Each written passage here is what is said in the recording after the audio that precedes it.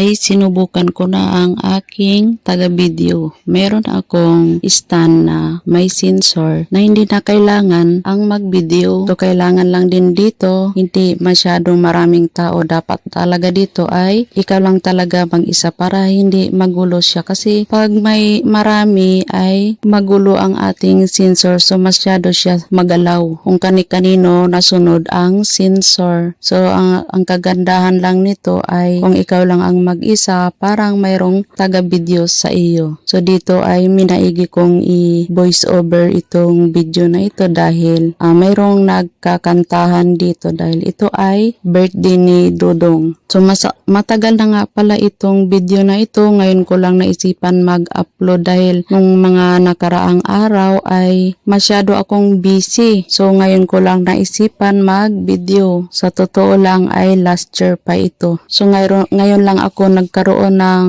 time para mai-edit ko itong video na ito. Medyo mahaba nga ito guys dahil marami rin akong i-voice over nito. At may mga bisita nga rin ako dito. Hindi nga lang ako nag-imbita ng marami dahil ayaw kong mapagod. So nagbigay lang ako sa mga iilan kong mga kapitbahay. So bakit nasabi ko iilan lang yung mga kapitbahay, yung close ko lang talaga, yun lang yung nagbigay ako sa aking mga ka-close din. Isa lang din talaga ang inimbitahan ko dito, ito ang aking kumari kasi yung iba ay busy. So siya ay for the good din naman at ito namang kumari ko at nakahabol din siya dito sa aking mga ginagawa dito sa kusina like sa mga pagluluto, ayan. So natulungan pa ako ng aking kumari. So, isang hapunan lang talaga itong ginawa namin dahil ang ating birthday boy ay mayroon siyang trabaho. So, hinintay namin sila dito makauwi. So, ang kainan namin dito ay magsi 6 o'clock na ng gabi. So, minaigi talaga namin na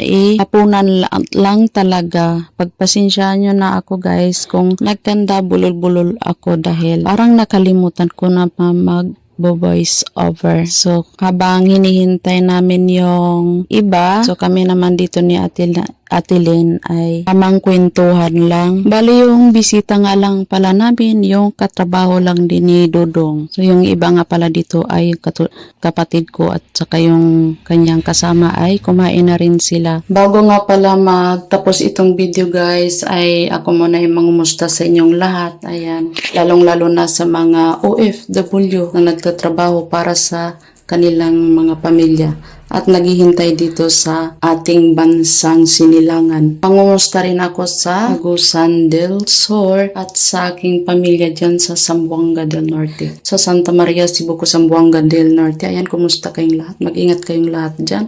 At dito naman sa Davao, ayan, sa mga Magnasi family, ayan, shout out sa inyong lahat dyan. At kumusta na lang sa inyong lahat dyan. Ayan, mag-iingat ang lahat. At kami dito ay magpapatuloy lang kami sa aming ginagawa habang kami ay busy. At panoorin nyo na lang ang aming video dito. For the memories na lang din ito dahil habang tumatanda ay gusto ko lang maraming memories. Habang palalim na ang gabi, sinabihan ko na rin ang aking kumari, siya na ay magbabalot na para makalarga na dahil sila nga lang dalawa ng kanyang anak na uuwi. At kung pwede nga lang ihatid sa bahay, hinatid na namin to guys.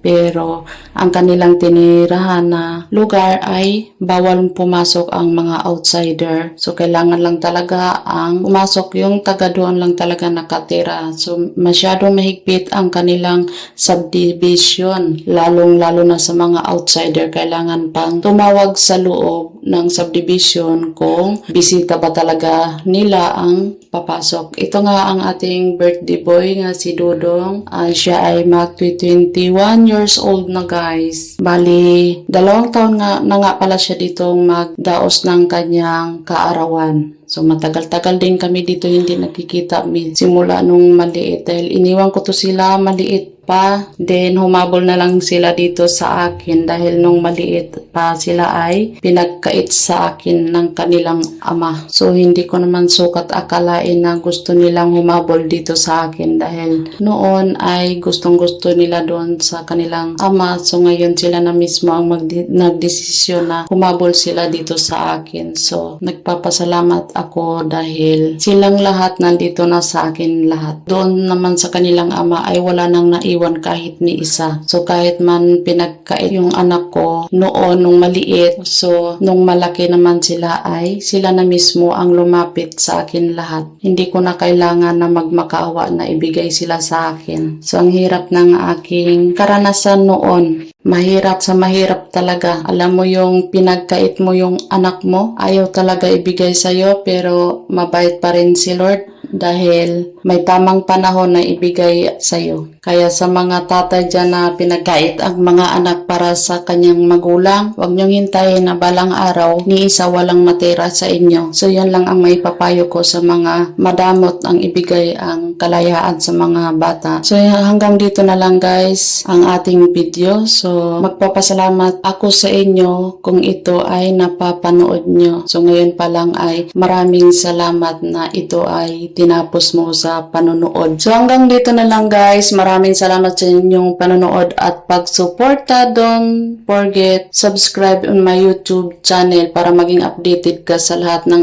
aking videos. Bye!